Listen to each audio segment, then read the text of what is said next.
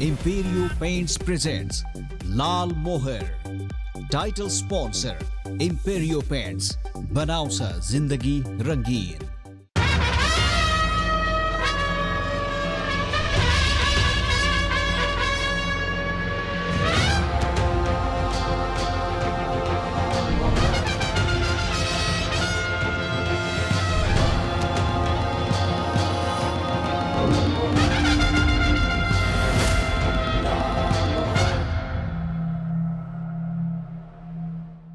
नमस्कार, म रमेश प्रसाई विश्वभरिबाट कार्यक्रम लाल मोहर हेरिरहनुभएका सम्पूर्ण दर्शकहरूमा एकमुष्ट स्वागत छ।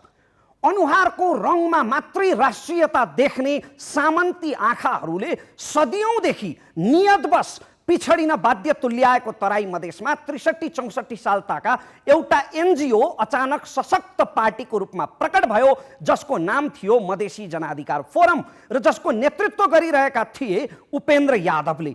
मधेसी जनाधिकार फोरमले तराई मधेस विरुद्ध भएका विभेद र अधिकारका आवाज यति सशक्त रूपमा उठायो, यस्तो शक्ति बनेर तराई मधेसमा उभियो कि चारतिर तितरबितर भएका तराईका नेताहरू जति जम्मै मधेसी जनाधिकार फोरममै थुप्रिए। हुन त गौर जस्ता हिंसात्मक घटनाको कारणले बदनाम र नस्लवादी राजनीतिको आरोपमा आलोचित पनि भयो फोरम। तर सबैभन्दा ठुलो आलोचनाको विषय चाहिँ नेताहरूको आपसी सत्ता स्वार्थको लुछाचुडी र जुङ्गाको लडाईँका कारणले पटक पटक फुटिरह्यो, विभाजित भइरह्यो फोरम, जसको कारणले हास्य कलाकारहरूले त्यो ऐतिहासिक पार्टीको चुड्किलासम्म बनाए, जोक बनाए कि यसको नाम फोरम राखिएकै यसकारण हो किनकि यो पार्टीलाई घरिघरि कसै न कसैले फोरिरहन्छन्, फोरिरहने भएकै कारणले यसको नाम फोरम भएको हो। नस्लवादी राजनीतिको आरोपबाट बच्न र तराई र पहाड बीच राजनीतिक एकता गरेर राष्ट्रिय नेता बन्ने लोभमा उपेन्द्र यादवले अशोक राईसँग, बाबुराम भट्टराईसँग र त्यसपछि अझ शक्तिशाली हुने आशामा महन्त ठाकुरसँग पनि एकता गरे। तर यी सबै एकताहरू केवल सत्ता स्वार्थका लागि मात्रै भएको प्रमाणित भयो। खहरेको भेल जस्ता, केटाकेटीको खेल जस्ता साबित भए यी एकताहरू निरर्थक र उद्देश्यहीन। महन्त ठाकुरहरू पोहोरै छुटे, यसपटक बाबुराम भट्टराई पनि फुटे। अब जनता समाजवादी पार्टीले कस्तो कार्यदिशा लिन्छ उपेन्द्र यादवको नेतृत्वमा? अहिले समाजवादी नामकै 3वटा पार्टी भइसके, 3 चिरा भइसक्यो जसपा, जनता समाजवादी पार्टी, लोकतान्त्रिक समाजवादी पार्टी महन्त ठाकुरको र बाबुराम भट्टराईको नेपाल समाजवादी पार्टी। यो समाजवादी ब्रान्ड त बाजेको पेडा जस्तै भयो। अर्को कुरा, भर्खरै जसपाका मन्त्रीहरू पनि फेरिएका छन्। नफेरिउन् पनि किन, मन्त्री नफेरे पार्टी नै फुट्ने लाचार र निम्सरो राजनीति छ हाम्रो देशमा। तर मन्त्री पदलाई कुनै नेताका माओली वा ससुरालीको उपहार जसरी यसरी आफ्नो क्षणिक भागभण्डाका लागि, तुच्छ स्वार्थका लागि प्रयोग गर्न पाइन्छ। 6 महिनामा देशका मन्त्री फेर्न पाइन्छ। अनि नागरिकता विधेयक, जसलाई एक पक्षले राष्ट्रियतामाथि प्रहार भनिरहेको छ भने अर्को पक्षले पीडित समुदायलाई न्यायको बहार भनिरहेको छ। यो नागरिकता सम्बन्धी बन्दै गरेको कानुन कतिको देशको हितमा छ? यस्ता यावत विषयमा तराई मधेस र सिङ्गो देशको राजनीतिको सेरोफेरोमा आज जनता समाजवादी पार्टीका अध्यक्ष उपेन्द्र यादवसँग हुनेछ सारगर्भित बहस। कार्यक्रम पुरै हेर्ने प्रयास अवश्य गर्नुहोला।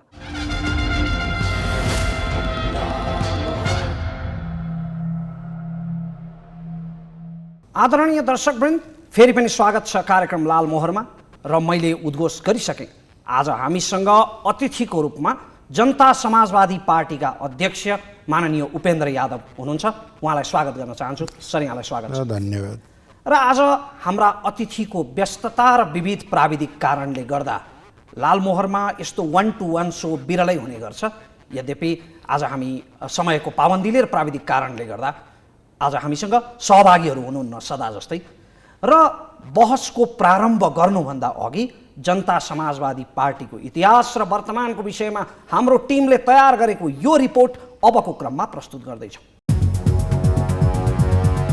राष्ट्रिय नेता बन्ने लक्ष्य लिएका उपेन्द्र यादव मधेसमै अल्मलिए, अन्यत्र आँखा लगाउँदा मधेसमा पनि खस्किए। मधेसबाटै राजनीति थाल्ने, मधेसमै सीमित हुने र सानो निहुमा पनि फुटिहाल्ने मधेस केन्द्रित दलहरूको विशेषता नै बनेको छ। आरम्भ जस्तो सुकै भए पनि एकीकरण र गठबन्धनका कारण उपेन्द्र यादव, बाबुराम भट्टराई र अशोक राई लगायतका नेता सहभागी जनता समाजवादी पार्टी राष्ट्रव्यापी दल बन्दै थियो। तर अहिले यही पार्टी पनि विभाजित भइसकेको छ। बाबुराम भट्टराई सहितका नेताहरूले जसपा छाडेर अर्को पार्टी बनाइसकेका छन्। बाबुराम भट्टराई भन्दा पहिले महन्त ठाकुर, राजेन्द्र महतो लगायतका नेताले पनि जसपा छाडे। अहिले उपेन्द्र यादवले जसपाको एकल नेतृत्व गरिरहेका छन्। यादवले पार्टीको एक्लै नेतृत्व त गरेका छन्, तर उनको शक्ति भने क्षय भइसकेको छ। माले, एमाले, माओवादी हुँदै मधेसको राजनीतिमा आएका वामपन्थी र प्रजातन्त्रवादी दुवै पक्षलाई अनुभवको आधारमा समेट्न सक्ने आशा गरिएका राम्रो बोल्ने मधेसकै अन्य नेताहरू जस्तो उग्र रूपमा प्रस्तुत नहुने भएकाले यादवमा राष्ट्रिय नेता हुन सक्ने क्षमता छ भन्ने धेरै थिए। तर दल बदल र विभाजनका कारण उपेन्द्र यादव एउटा सानो पार्टीको अध्यक्ष र क्षेत्रीय नेताकै रूपमा खुम्चिन पुगेका छन्। कतिपयले त उनलाई यादवको मात्रै नेता भनेर पनि आलोचना गर्ने गरेका छन्। मधेस आन्दोलनको नेतृत्व गरेका यादवले उपलब्धि, रक्षा र संस्थागत गर्ने अभियानको भने नेतृत्व गर्न नसकेको आरोप उनीमाथि लाग्ने गरेको छ। सीमित व्यक्तिलाई साथमा लिएर सत्ता राजनीतिमा रमाएको आरोप पनि उनीमाथि छ। स्थानीय चुनावको परिणाम अनुकूल देखिएन। छिट्टै प्रतिनिधि सभा र प्रदेश सभाको चुनाव हुँदैछ। आगामी चुनावले यादवको खास हैसियत स्पष्ट पार्नेछ।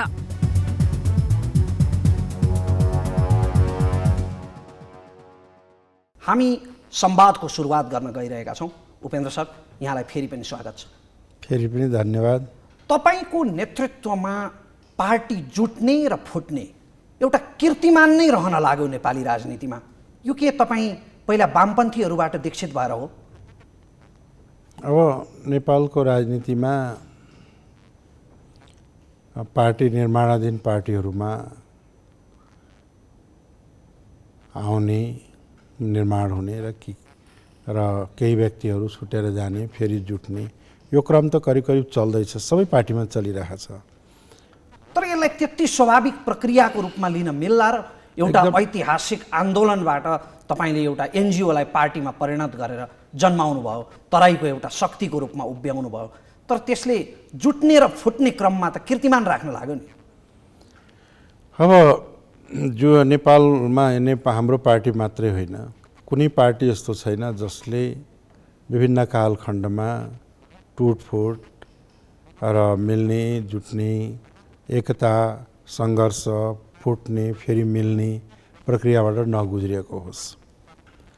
र अहिले हामीभन्दा अगाडि पनि जुन पार्टीहरू, धेरै पुराना पार्टीहरू एउटा सङ्गठित, एउटा वैचारिक आधारमा अगाडि बढेका हौँ भन्ने पार्टीहरू पनि अहिले टुक्रा टुक्रा भएका छन्, फेरि मिल्ने क्रममा छन्।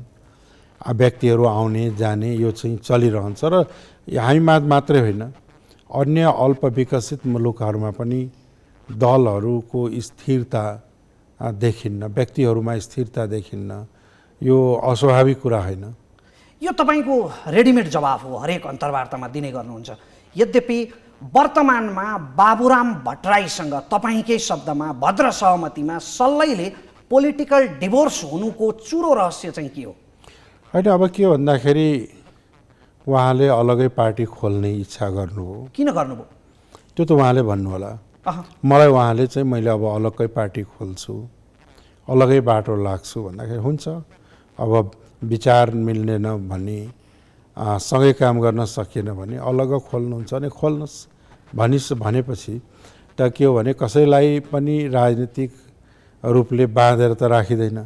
विचार, आस्था र एकता रहन्जेल साथ रहने हो, नभए आफ्नो आफ्नो बाटो लाग्ने हो।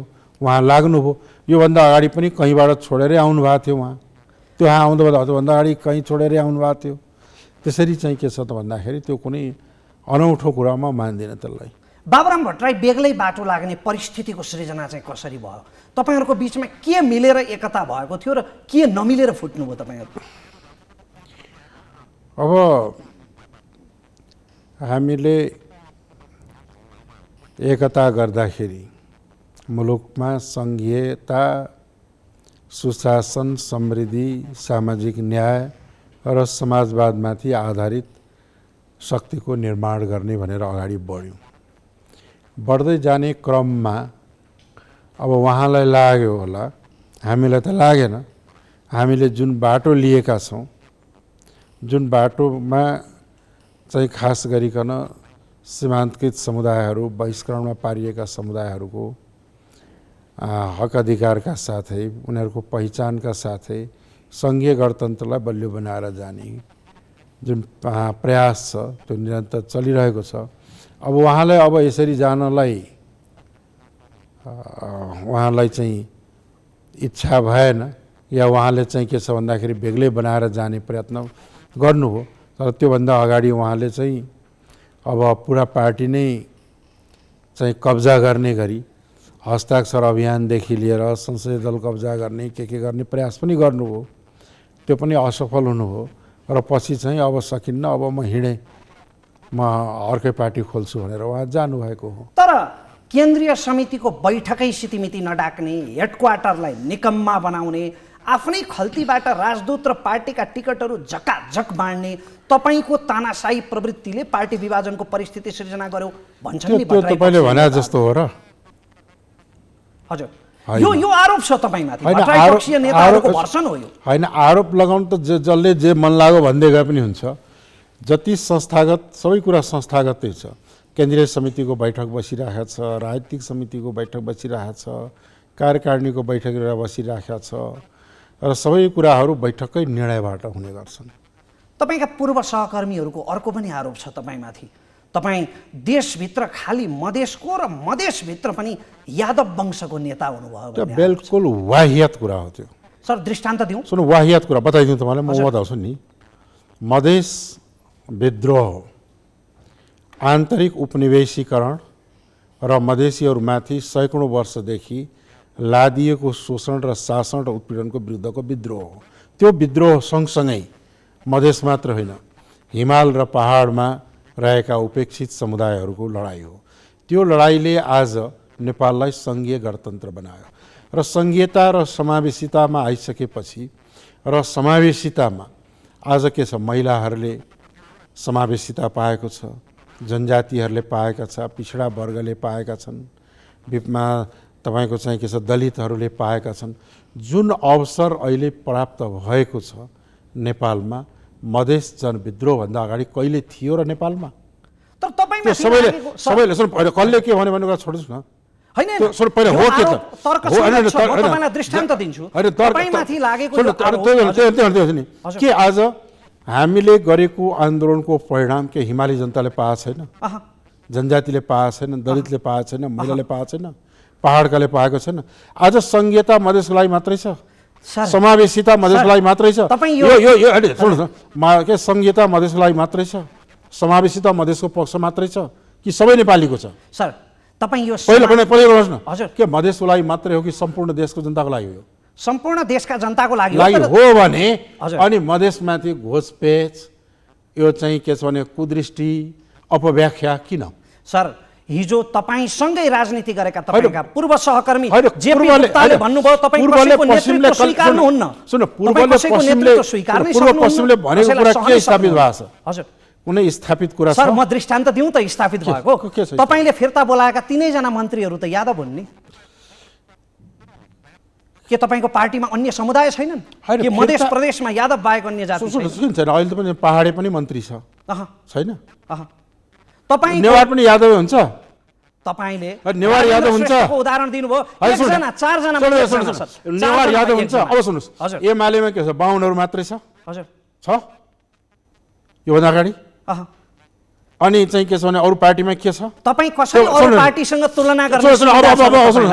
तपाईँ त समानुपातिक समावेशीको रटान दोहोर्याइरहनुहुन्छ सर। हैन, यो त के हो भने तपाईँले कुनै पार्टीको पक्ष लिएर गरेको वकालत जस्तो हो कि जर्नलिजम भन्दा पनि। त्यसले गर्दाखेरि तुलनात्मक रूपले सम्पूर्ण रूपमा हेर्नुपर्छ। सर हामीले गरेका अन्य पार्टीका नेताहरूको सम्पूर्ण रूपमा हेर्दाखेरि हजुर इन्क्लुसिभ डेमोक्रेसीको सूत्रपात, विकास र अगाडि बढाउने हाम्रो पार्टी नै हो, हाम्रो आन्दोलन हो। योभन्दा अगाडि नेपालमा समावेशिता थियो? त्यसो भए तपाईँले समानुपातिक समावेशीको रटान दोहोर्याइरहँदा मधेस प्रदेशमा त्यति ठुलो दलित क्लस्टर छ, तपाईँको मधेस प्रदेशमा दलित मन्त्री बताउनुहोस् त। अब तपाईँले अहिले पठाएका मन्त्रीहरूमध्ये एकजना महिला देखाउनुहोस् त। रेणु यादव बाहेक अरू महिला नै छैनन् तपाईँको पार्टीमा। तपाईँले समानुपातिक समावेशीको रटान दोहोऱ्याउन सुहाउँछ र सर? तपाईँलाई अलिकति राम्रोसँग अध्ययन गर्नुहोस् मध्य प्रदेशको विषयमा। हजुर, तपाईँलाई जानकारी नै रहन्छ। अह पहिला जानकारी लिनुहोस् अनि कुरा राख्नुहोस्। तपाईँ दिनुहोस् न को छ को छैन भन्ने कुराको हजुर जानकारी राखेर हजुर आउनुहोस्, फेरि भेटौँला त्यस विषयमा। तपाईँ दिनुहोस् न जानकारी। होइन छ तपाईँको मध्य प्रदेशमा तपाईँको पार्टीबाट मुस्लिम समुदायको व्यक्तिलाई मुख्यमन्त्री बनाउनु भयो, त्यो कृतज्ञ योग्य छ, कृतज्ञता योग्य छ। तपाईँको पार्टीमा भएका दलित मन्त्रीहरू बताउनुहोस्, तपाईँको पार्टीबाट भएका। तपाईँको के छ भन्दाखेरि दलित मन्त्री छैनन् हाम्रो पार्टीमा। अनि तपाईँको कसरी इन्क्लुसिभ भयो त? भएका के छन् त? एउटै छन् त। हजुर, तपाईँको पार्टी समानुपातिक छैन भन्ने कुरा सिद्धान्त अनुसार के छैन भन्ने कुरा के छ भन्ने कुरा पनि थाहा होला नि। के छ भन्नुहोस् त? तपाईँले मुस्लिम समुदायको अल्पसङ्ख्यक अनि अरू मन्त्रीको के छन्? अरू मन्त्रीहरू कुन कुन समुदायका छन्? तपाईँ भनिदिनुहोस् कुन कुन समुदाय? होइन, तपाईँलाई थाहा होला नि कुन कुन समुदायका छन्? मलाई भन्दा तपाईँलाई राम्ररी थाहा छ। थाहा छैन भने कसरी सोध्नुहुन्छ सर? यो कुनै सामान्य ज्ञानको सो गरिरहेको छैन। थाहै छैन भने थाहा नभएको कुरा थाहा लिएर राख्नु होला। तपाईँ थाहा दिदिनुहोस् न त। तपाईँको प्रदेश मध्य प्रदेशको सरकार कसरी समानुपातिक छ भन्ने कुराको व्याख्या गरिदिनुहोस्। त्यहाँ मुस्लिम पनि छ, यादव पनि छ, साउजी पनि छ, सिंह पनि छ, कलवार पनि छ, मेहता पनि छ। तराईका यी समुदायहरू जसले चुनाव जितेर आएका छन् सबै समुदायका अधिकांश समुदायका मानिसहरू छन्। मन्त्रीको सङ्ख्या थोरै हुन्छ अनि सबैलाई पुग्छ। 95वटा जाति मधेसमा छ। 95वटा। एउटा मधेसी भने कुनै जाति होइन, मधेसमा बसोबास गर्ने मधेसी समुदाय हो। 95वटा जाति उपजातिहरू रहेका छन्। त्यसमा सकभर चुनाव जितेर आउनेहरू जति छन् तीमध्ये अधिकांश समेटिने प्रयास भएको छ। त्यसलाई त्यसरी हेर्नुहोस्। सर, यो मन्त्री पदको चर्चा गरिरहँदा नि तपाईँको पार्टीको बारेमा व्याख्या गर्न त्यो अवसरका लागि नै हामीले तपाईँलाई यहाँ आमन्त्रण गरेका छौँ। अन्य पार्टी सम्बन्धी प्रश्न त अन्य पार्टीका नेताहरूलाई सोधिन्छ नि। मन्त्री पदको कुरा गरिरहँदा तपाईँले 8 महिना भएपछि पठाएका मन्त्रीहरूलाई फिर्ता बोलाउनु भयो। कति साह्रो लाचार, कति साह्रो निम्सरो राजनीति हाम्रो देशको। तपाईँका एकजना नेता प्रदीप यादवले संसद भवन बाहिर हाम्रो च्यानललाई दिएको अन्तर्वार्तामा भन्नुभयो कि हामीलाई यसपटक मन्त्री बनाइएन भने पार्टीमा जे पनि हुनसक्छ। कति निम्सरो अवस्थामा हुनुहुन्छ नि। मन्त्रीहरू त हेरफेर भइरहन्छ नि। अनि मन्त्री पद कुन चाहिँ देशमा मन्त्री हेरफेर हुँदैन? कहाँ हुँदैन? जहाँ लोकतन्त्र छ, जहाँ संसदीय प्रणाली छ, मन्त्रीहरूको हेरफेर त सामान्य हो नि। ती सामान्य कुराहरू त्यो त भइरहन्छ। सर, त्यसको निश्चित अवधि, निश्चित समय त होला नि। मन्त्रीले मन्त्रालयमा पुगेर त्यसका योजना, कार्यविधि, निर्देशिका सबै कुराको अध्ययन गर्न पनि त एउटा निश्चित समय त चाहिएला नि। तपाईँहरूले यसरी पूजापाठको प्रसाद जसरी आफ्नो निजी स्वार्थका लागि बाँडफाँड गर्न मिल्छ र मन्त्री जस्तो पदलाई? होइन, मन्त्रीहरू हेरफेर भइरहन्छ। मन्त्री पार्टीको हो कि देशको? त्यो असंवैधानिक हो कि हो र? सर, मन्त्री पार्टीको हो कि देशको? त्यो असंवैधानिक कार्य हो। संविधान निर्माण त तपाईँहरूको गैर कानुनी काम हो। त्यो गैर कानुनी काम हो। मन्त्री भनेको पर्मानेन्ट होइन, मन्त्रालय भनेको पर्मानेन्ट हो, संस्था भनेको पर्मानेन्ट हुन्छ। व्यक्तिहरू हेरफेर भइरहन्छ, सरकारहरू हेरफेर भइरहन्छन्। त्यसले केही फरक पर्दैन? लोकसेवा पास गरेर यति वर्षका लागि सरकार भन्ने हुँदैन। सर, मन्त्रालयभित्र पसेपछि त्यो मन्त्रालय चिन्न बुझ्न निश्चित समय त लाग्ला नि। तपाईँहरू त आफ्नो इच्छा अनुसार जतिखेर पनि राखिदिने, जतिखेर पनि हटाइदिने यो सिस्टम हो सर। तर त्यो त आवश्यकता अनुसार गर्ने हो। यही मन्त्रीको प्रसङ्गमा नि आवश्यकता अनुसार चेन्ज भइरहन्छ। आवश्यकता भनेको पार्टी बचाउनु, नेतृत्व बचाउनु हो होइन त? आवश्यकता अनुसार मन्त्रीहरू हेरफेर भइराखेको छ। कसले गरेन? तपाईँले यात्रुभन्दा अगाडि सरकार नि भएको छ, योभन्दा अगाडि जहिले पनि हुँदै आएको छ र हुँदै जानेछ। सर, मन्त्री पदको चर्चा गरिरहँदा उत्पीडित सीमान्तकृत समुदायको नाम भजाउने नेताहरू सत्तामा पुग्दा पनि के फाइदा हुने रहेछ र? जस्तै तपाईँको खल्तीबाट सिफारिस भएर मन्त्री बनेका महेन्द्र राय यादव कृषि मन्त्री हुँदाखेरि किसानले रासायनिक मल पाएनन् सर। नेपालमा किसानमा कोही रासायनिक मलकै कुरा गर्ने हो भने अहिले मल चाहियो तपाईँलाई, लिएर आउनुहोस्, लानुहोस्, आइसक्यो मल। सर, मैले अहिलेको कुरा गरिरहेको छैन। जतिखेर धानको मौसम ग्लोबल क्राइसिस हो।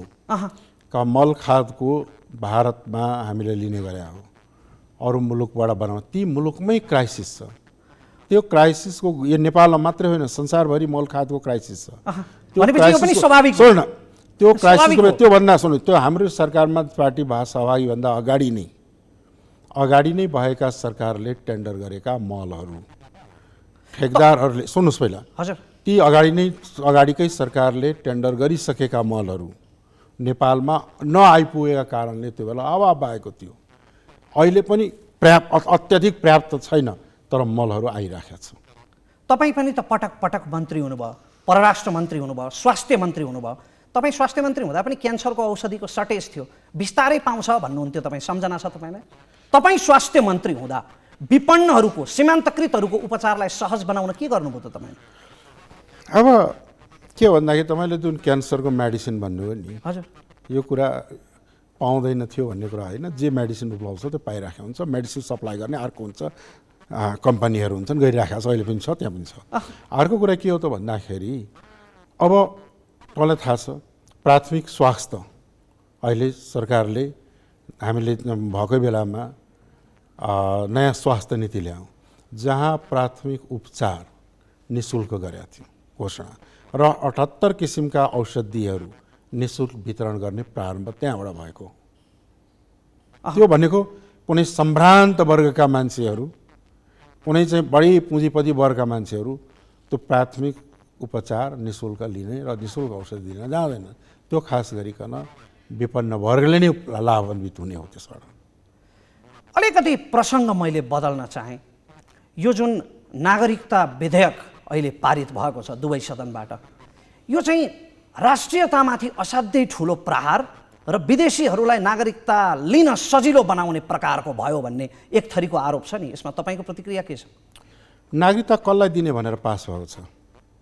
जुन विदेशी बुहारीहरूलाई जुन 7 वर्ष प्रावधान राखिएको छैन अथवा कुनै पनि निश्चित अवधिको किटान गरिएको छैन, यसले चाहिँ यो जुन प्रावधान हटाइएको छ यसले नागरिकतालाई लचिलो बनाउँछ। हटायो कसले? हजुर, त्यो प्रावधान विधेयकमा छँदै थिएन पहिलो। तर राज्य व्यवस्था समितिमा त सहमति भएको थियो नि। समितिमा के उठ्छ त्यो कुरा अलग हो, तर जुन कुरा संसदमा पेश हुन्छ बहस त्यसमा हुन्छ। सर, त्यो कसले हटायो भन्ने प्रश्न होइन, तपाईँको धारणा के हो? होइन, पहिलो कुरा नभएका कुरा भएको भनेर भन्नु हुँदैन, हुँदैन। सर, राज्य व्यवस्था समितिमा अन रेकर्ड छ त्यहाँ। अहिले सामान्य व्यवस्था र सामान्य व्यवस्था के अरे राज्य व्यवस्था समितिमा जुन विधेयक पेश भएको थियो त्यहाँ छैन। अहिलेको सरकारले, हिजो योभन्दा अगाडिको सरकारले जुन अध्यादेश मार्फत प्रस्तुत गरेको थियो त्यसैलाई विधेयक मार्फत पास गराएको हो। अर्को कुरा के हो भने नेपाली नागरिकको सन्तानलाई नागरिकता दिँदा राष्ट्रियता सङ्कटमा पर्छ भने के? राष्ट्रियता भनेको त्यो सस्तो चिज हो जो आफ्नै देशका नागरिकका सन्तानलाई नागरिकता दिँदा त्यो विषयमा खत्तम भइहालोस्, नागरिकता सिद्धियोस्। सुन न, हजुर, त्यसलाई चाहिँ त्यो नागरिकता आफ्नै नागरिकको सन्तानलाई नागरिकता दिने बित्तिकै राष्ट्रियता खत्तम भएको संसारमा कुनै देश यस्तो छ? त्यो विषयमा राष्ट्रियता कहाँ हुन्छ? राष्ट्रियता हो के? पहिला भन्नुहोस् त मलाई, राष्ट्रियता के हो? कहाँ हुन्छ यो? राष्ट्रियता हो के र यो हुन्छ कहाँ? हो के र हुन्छ कहाँ? तपाईँको धारणा भन्नुहोस् न। अरे तपाईँले यो कुरा कोट्याउनु भने के बुझेर? मैले धारणा राख्नको लागि तपाईँको राष्ट्रियता भनेको कुरा कागजको टुक्रामा हुँदैन। त्यो नागरिकता परिचय पत्र हो। परिचय पत्रमा राष्ट्रियता हुँदैन। राष्ट्रियता, राष्ट्रिय एकताको भावना मान्छेको चाहिँ के छ भावनामा हुन्छ, हार्टमा हुन्छ, विचारमा हुन्छ। त्यो राष्ट्रिय एकताको भावना, एकीकृत हुने भावना जुन छ त्यो भित्रबाट जाग्ने चिज हो, हुने चिज हो। कागजको खोस्टामा एकता, राष्ट्रिय एकता हुँदैन। तर सर, अर्को कुरा तपाईँले, ती कागजका खोस्टा लिएर दौडा सुरुवाल र टोपी लगाएकाहरूले धेरै असमान सन्धि गरेका छ, धेरै राष्ट्रघाती गरेका छ भने दिनहुँ सुन्न पाइन्छ नि। ती गैर नागरिक थिए त?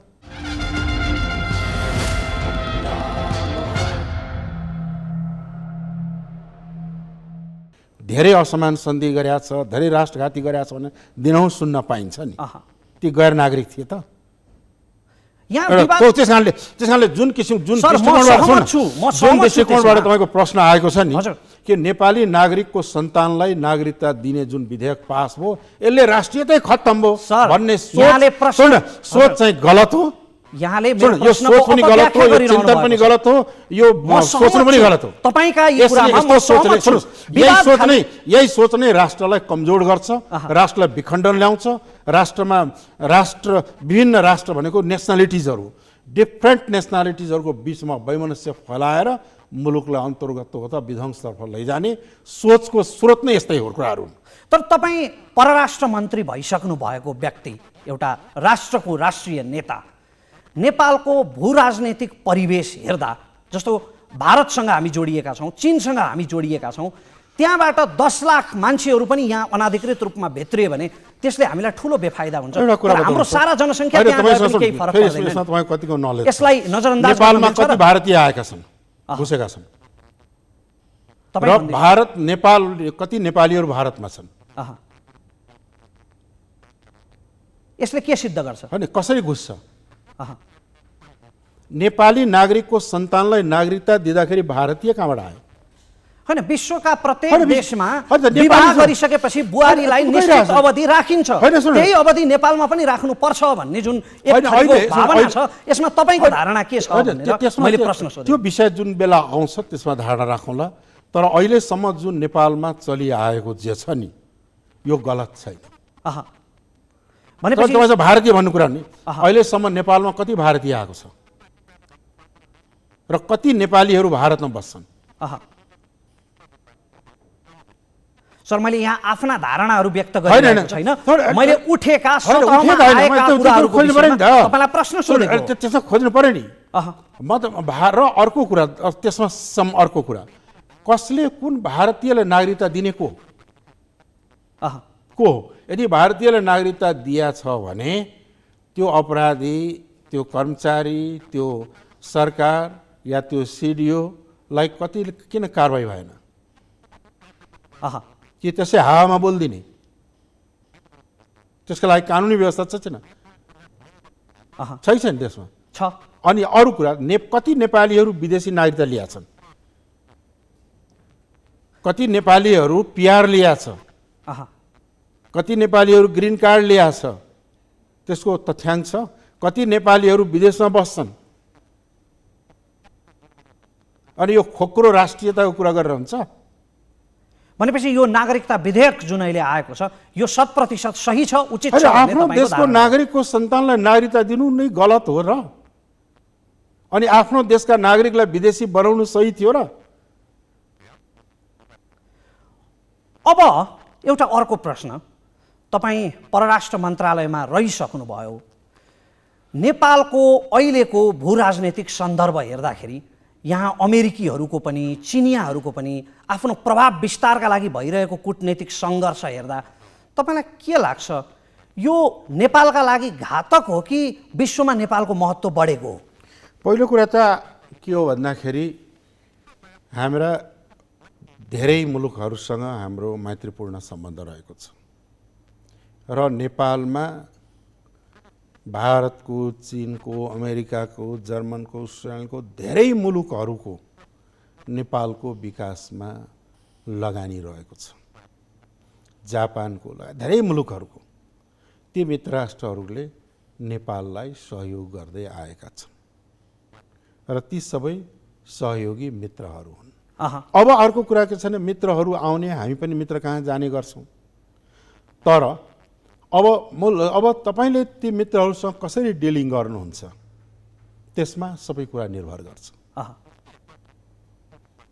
जस्तो डिलिङको कुरा गरिरहँदाखेरि भारतसँग हाम्रा जति पनि सीमा विवादहरू छन् अथवा अन्य विवादहरू छन्, इपिजी समूहको जुन प्रतिवेदन 1950 को सन्धि लगायतका सन्धिहरू पुनरावलोकन गर्ने भनेर जसमा एउटा आवाज उठाइएको छ, त्यो प्रतिवेदन भारतले बुझ्न मानिरहेको छैन। नेपालले कहाँनिर चुकिरहेको छ?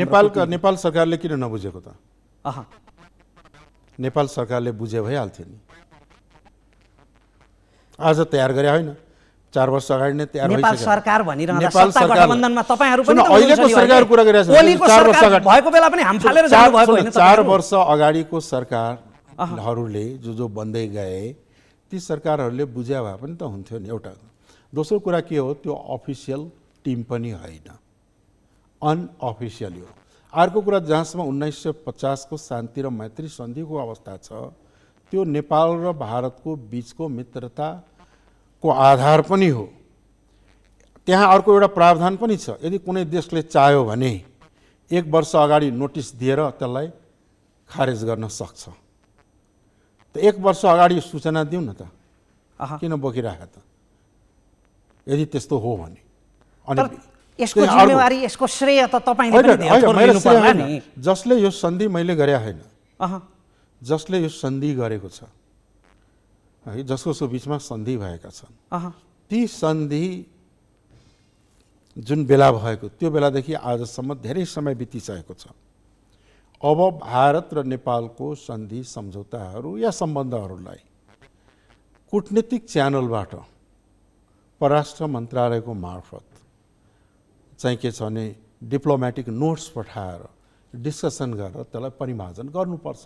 तर भारत सरकारले त इपिजीको प्रतिवेदनै लिइरहेको छैन। भारत सरकारले मै परराष्ट्र मन्त्री हुँदाखेरि तपाईँलाई स्मरण गराउन चाहन्छु, नेपाल सरकारले 1950 को सन्धिमा सरकारले, इपिजी भनेको पब्लिक हो, सरकार होइन, पहिलो कुरा ध्यान दियौँ हामीले।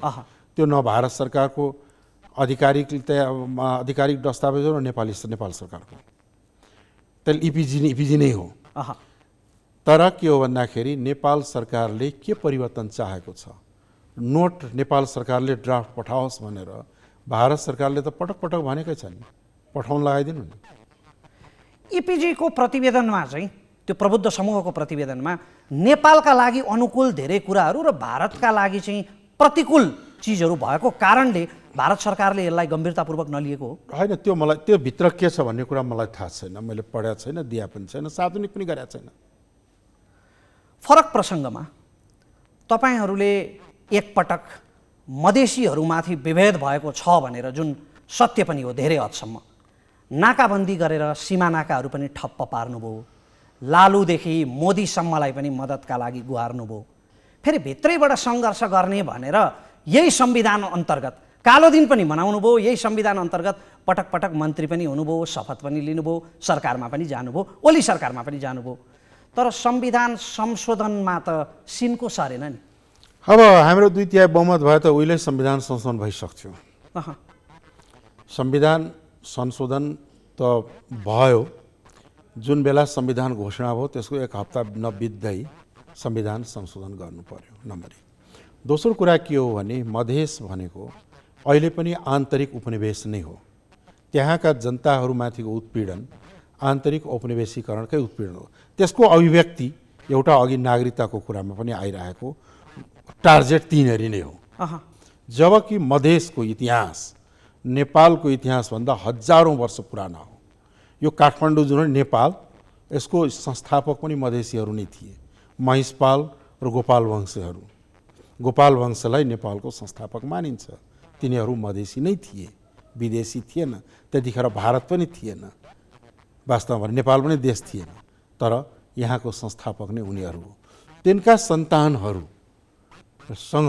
विदेशीलाई गर्ने जस्तो व्यवहार आज सैकडौँ वर्षदेखि गरिँदै आएको छ, त्यसको विरुद्धको विद्रोह हो। अब देशभित्र गोली ठोक्दै मार्दै गरेका छ, ऊ 10 गजामा गएर बस्यो। 10 गजामा बस्दाखेरि त्यहाँ पनि इन्डियाको डन्टा पनि खायो, नेपालका पनि डन्टाले खायो। वीरगन्जको पुलमा बसिरहेका नेपालीहरूमाथि डन्डा भारतको पुलिसले बर्साएको हो, त्यो बिर्सिनु हुँदैन। त्यसले गर्दाखेरि के हुन्, उनीहरू आफ्ना उत्पीडनका विरुद्ध लडाइँ लडेका हुन्, समानताका लागि, समान अधिकारका लागि, नागरिकताको अधिकारका लागि लडेका हुन्। यो कुरामा यो विषयमा सहमत भइरहँदा पनि लडेका हुन्। अब यो रह्यो। दोस्रो कुरा के छ भने नेपालमा हरेक सरकारले संविधान संशोधनका लागि हस्ताक्षर गर्छन्। हरेक सरकार बन्दाखेरि संविधान संशोधन गर्ने प्रस्ताव ल्याउँछन्, ल्याए पनि। एकपटक योभन्दा अगाडि शेरबहादुर प्रचण्डजीहरूको सरकार हुँदाखेरि चाहिँ हामीले बाहिरबाट समर्थन गरेका थियौँ, संविधान संशोधनको प्रस्ताव ल्याए र 2/3 पुगेन, बहुमत त पुगेकै थिए, संशोधन हुन सकेन।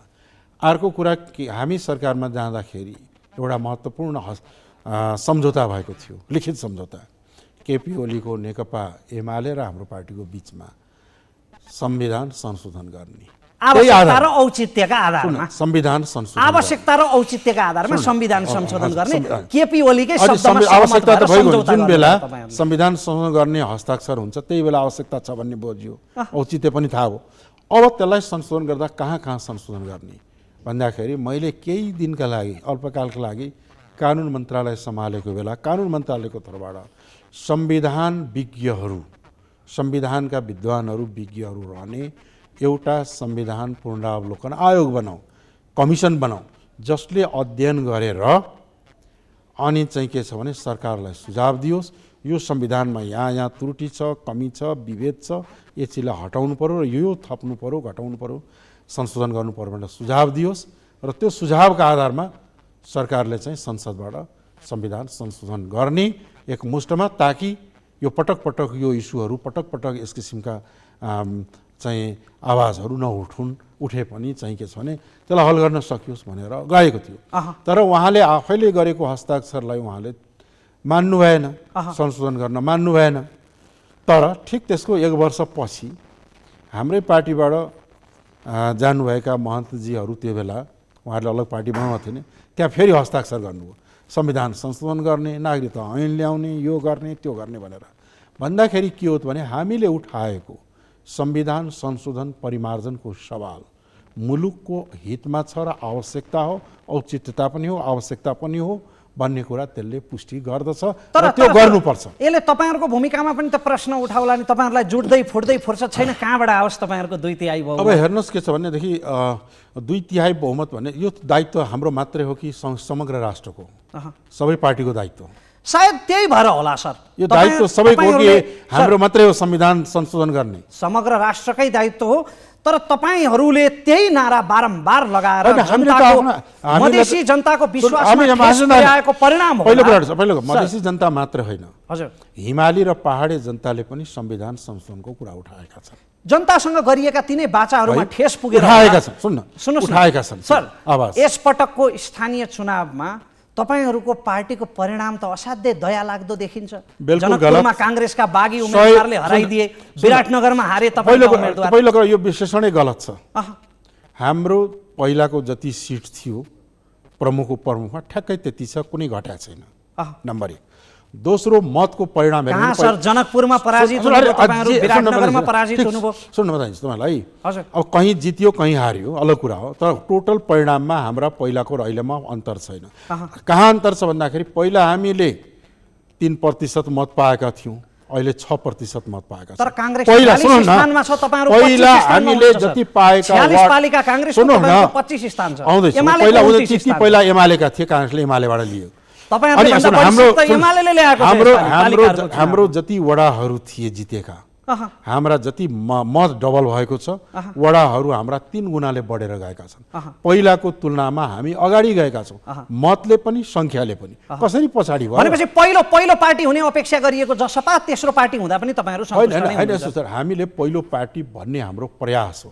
अहिले नै पहिलो पार्टी भइसक्यौं हामी भनेर हामीले भनेका छैनौं, तर हाम्रो जुन स्थिति छ र जुन मत परिणाम हामीले पाएका छौं त्यो हाम्रो लागि उत्साहजनक नै छ। अब तपाई जानेलाई बाई बाई, आउनेलाई वेलकम भन्नुहुन्छ। तपाईको यसरी शक्ति क्षय भइरहेको बेलामा को आउलान् र? लोसपाका नेताहरूले त तपाई उकालो लागेको बेला कसैलाई गर्नुहुन्न, ओरालो लागेको बेला सबैलाई सम्झिनुहुन्छ भनेर खुल्ला बोलिसकेका छन्। यस्तो छ, अब पार्टीमा के हुन्छ भन्दाखेरि अब यही त मान्छेहरू जुनसुकै ठाउँमा पनि, जुनसुकै संस्थामा पनि मान्छेहरू आउँछन्, आउनेलाई वेलकम हुन्छ, कोही जान्छन् भने बिदाई हुन्छ। यी स्टुडियोमा यहाँ कति पत्रकारहरू आए, कति गए, अनि यसको उद्घाटन समारोहदेखि म जोडेको छु है। आउँछन् जान्छन्, राजनीतिक दलहरूमा पनि मान्छे प्रवेश गर्छ, त्यो बन्द हुँदैन। कसैलाई चित्त नबुझे छोडेर जान्छ, त्यसलाई बाँधेर राख्न सक्दैन, सक्छ र कुनै दलले दुनियाँमा? अब यो गठबन्धनभित्र पनि अर्को गठबन्धन बनाउने, एउटा समाजवादी मोर्चा बनाउने भन्ने चर्चा पनि चलिरहेको छ। यसमा तपाईको धारणा के छ? मलाई थाहा छैन। तपाईहरु रहनुहुन्छ यो मोर्चा? हैन, मलाई थाहै छैन यो विषयमा, जानकारी नै छैन। कसले बनाउँदैछन्, कहाँ कसले बनाउँदैछन् त्यो मलाई थाहा भएन। हाम्रो आफ्नो जुन गठबन्धन छ 5 दलको, यही गठबन्धनलाई व्यवस्थित र बलियो बनाएर जानुपर्ने आवश्यकता छ। तपाईको आफ्नै पार्टीको भविष्य पनि अनिश्चित छ, 3 चिरा भइसकेको छ हैन? अब यो गठबन्धनको भविष्य के होला? सत्ता गठबन्धन कतिको दीर्घकालीन? पहिलो कुरा त के हो भन्दाखेरि भविष्य उसको छ जसको विचार छ, नीति छ, योजना छ, कार्यक्रम छ र जसको मुद्दा छ। धेरै पहिलादेखि नै हामीले यो सिद्धिसक्यो भन्दै आएका हुन्, तर आजको अस्तित्व हो कि हामी नेपालमा एउटा शक्ति हौं र यो रहिरहन्छ। अब जहाँसम्म गठबन्धनको कुरा छ, गठबन्धन हामी अगाडि बढाउन चाहन्छौँ र अरू सबैले चाह्यो भने यो निरन्तर अगाडि बढ्दै जान्छ। जसरी अहिलेको चुनावमा राजनीतिक दलहरूप्रति एउटा वितृष्णा प्रकट भएको छ, जसरी स्वतन्त्र उम्मेदवारहरूले विभिन्न पालिकाहरूमा जितेका छन्, बिस्तारै यसको हावाले तराई मधेसलाई पनि छुने निश्चित छ।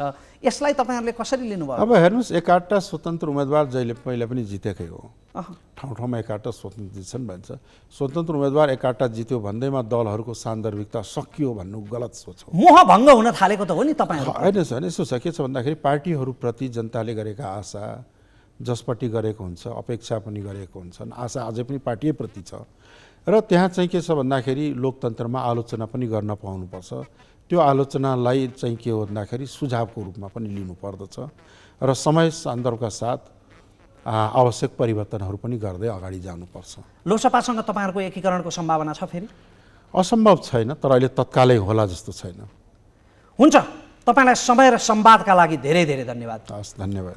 आदरणीय दर्शकवृन्द, आज हामीले जनता समाजवादी पार्टीका अध्यक्ष उपेन्द्र यादवसँग समसामयिक राजनीतिक परिस्थितिका विषयमा चर्चा परिचर्चा गऱ्यौँ।